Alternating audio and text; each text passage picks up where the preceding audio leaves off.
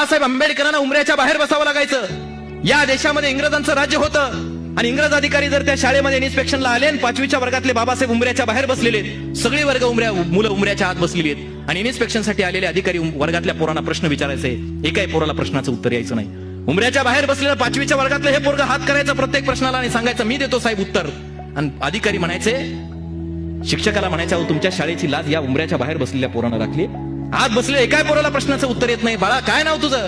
आणि बाबासाहेब इंग्रज अधिकाऱ्यांना सांगायचं साहेब मला भिवा म्हणतात, माझं नाव भीमराव रामजी आंबेडकर। आणि मग अधिकारी म्हणायचे बाळा सगळ्या प्रश्नाची उत्तरं दिलीस पण एक शेवटचा प्रश्न तुला विचारतो। बाबासाहेब म्हणायचे साहेब विचारा, काही हरकत नाही।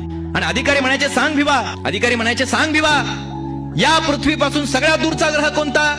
आणि 5वीच्या वर्गातले बाबासाहेब असे खाली मान घालायचे, डोळ्यात अश्रू यायचे आणि इंग्रज अधिकाऱ्यांना सांगायचे साहेब या पृथ्वीपासून सगळ्यात दूरचा ग्रह कोणता मला माहित नाही, पण माझ्यासाठी सगळ्यात दूरचा ग्रह वर्गाच्या कोपऱ्यामध्ये ठेवलेला पाण्याचा माठ आहे।